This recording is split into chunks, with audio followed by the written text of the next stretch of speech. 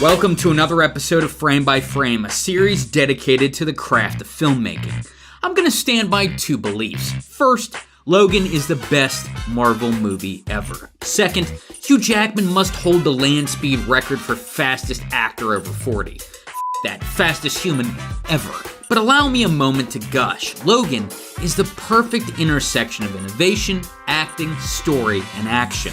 Now I know this video is coming out a bit late, so I'm sure you've heard the news by now. Logan's Blu-ray will include a black and white version of the film. Now this got me thinking, how will that lack of color impact the viewing experience? And what, exactly, should we filmmakers keep in mind when shooting in color versus black and white? Well, in memoriam of Marvel's bleakest tale, let's explore the techniques behind black and white and see how Logan will hold up in monochrome.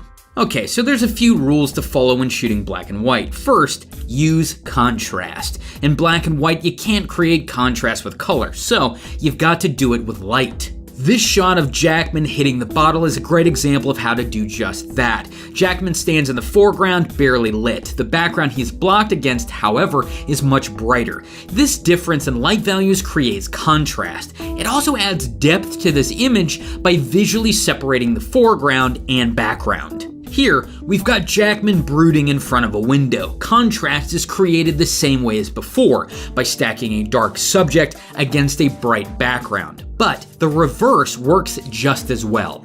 Okay, so here, the foreground, or Jackman's face, is brightly lit, while the background falls off into darkness. Both Keane and Stewart's mugs are lit the same way. What you'll notice too about these images is that their backgrounds never fall off into total darkness. Okay, we don't have actors floating in the blackness of space here. There's two lamps casting light behind Keane, then there's small lights illuminating the china cabinet behind Stewart. Again, these splashes of light create a sense of depth while also reinforcing the scene's geography. So, as you can see, literally, contrast is a cornerstone of black and white photography. But how do you use contrast to create a composition? Well, just look at the placement of this light beam. It guides your focus down to Jackman carrying Stewart. Also notice the light stippling the background. This fills out the image's negative space. The effect's kept subtle though, that way it doesn't distract your eye from the subject. What I love too is that this pattern on the background mirrors Xavier's perception of mutants in the old Cerebro. This is a beautiful composition as well. I know what you're thinking, Kyle, it's just a truck parked in the middle of nowhere. But take a second look. The sky's brightness contrasts the shadow on the ground. The sky and the shadow also fill up large horizontal areas of the frame. This creates a degree of symmetry, which in turn visually balances the composition. Now there's another quality besides contrast you should think about when shooting black and white as well. Dynamic range.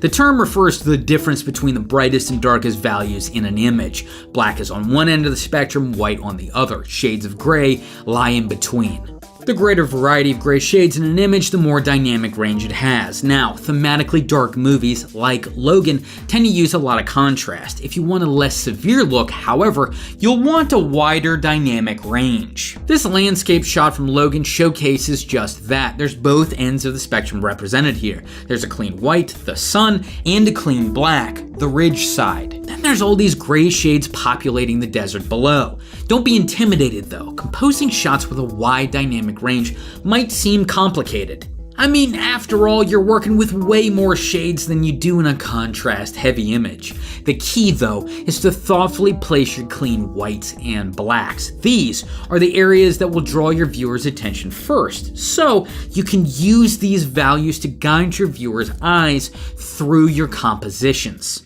Now I know, for something called black and white, this subject's surprisingly complicated, and trust me, that is just the tip of the iceberg. But let's recap. In black and white, contrast and dynamic range are two ways to create compelling imagery.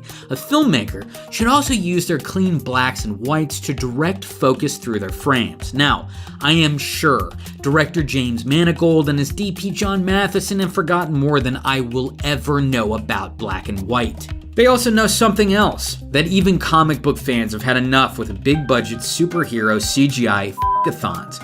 Forget your mind-numbing set pieces and your brand analysis. Moviegoers just want films that have stories worth telling. And Logan's last ride, if it's anything at all, it's certainly that.